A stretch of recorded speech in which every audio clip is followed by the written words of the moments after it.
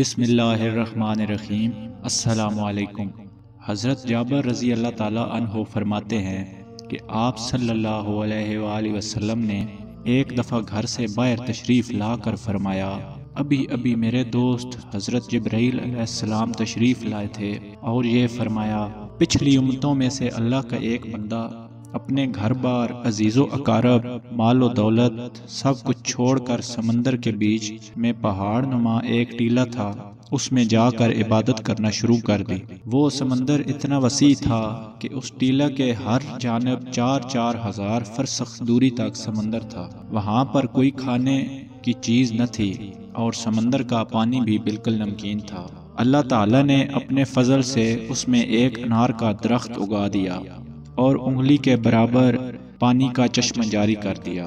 یہ عابد دن رات 24 گھنٹے اپنی عبادت میں گزار دیتا تھا اور 24 گھنٹے میں انار کا ایک پھل کھا لیتا تھا اور میٹھے پانی کے چشمے سے ایک گلاس پانی نوش فرما لیتا۔ اسی حالت میں 500 سال گزر گئے۔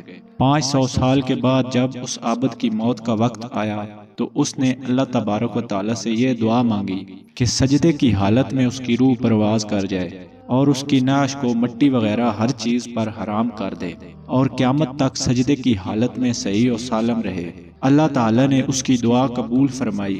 سجدے کی حالت میں اس کی موت ہو گئی اور اللہ تعالیٰ نے وہاں ایسا انتظام کر رکھا ہے کہ قیامت تک وہاں کسی انسان کی رسائی نہیں ہو سکتی۔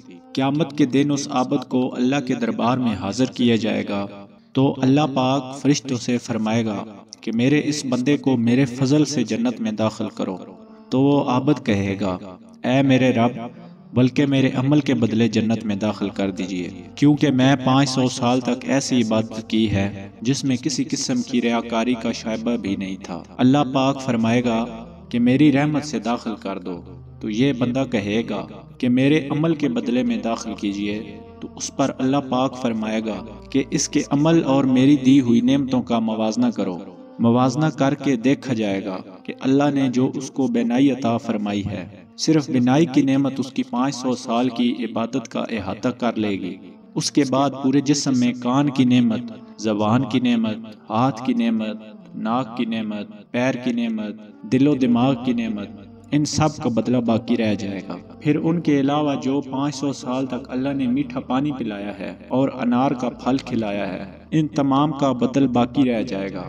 تو اللہ پاک فرمائے گا، اس کی 500 سال کی عبادت تو صرف ایک نعمت کے بدلے میں ختم ہو گئی، ہماری باقی نعمتوں کا بدل کہاں ہے؟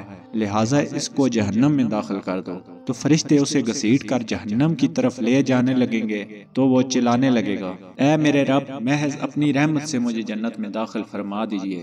اللہ کی طرف سے کہا جائے گا کہ تجھے تو اپنی 500 سال کی عبادت پر بڑا ناز تھا، اب تیری عبادت کہاں چلی گئی؟ اور خطرناک سمندر کے بیچ میں نے تجھے انار کے پھل کھلائے اور 500 سال تک مسلسل میٹھا پانی پلایا، میری ان نعمتوں کے بدلے میں تم کیا لائے ہو؟ تو وہ کہے گا، اے اللہ، آپ اپنی رحمت سے مجھے جنت میں داخل فرمائیے، آپ کی رحمت کے بغیر کچھ بھی نہیں ہو سکتا۔ پھر آخر میں جب حجت تمام ہو جائے گی تو اللہ تعالیٰ فرمائے گا، میری رحمت و میرے فضل کے ذریعے اس کو جنت میں داخل کر دو۔ پھر وہ اللہ کی رحمت ہی کے ذریعے جنت میں داخل ہو سکے گا۔ بھائیو، اگر اللہ نے کسی کو نیک عمل کی توفیق عطا فرمائی ہے تو اس کو خوش فہمی میں مبتلا نہیں ہونا چاہیے، اللہ سے ڈرتے رہنا چاہیے۔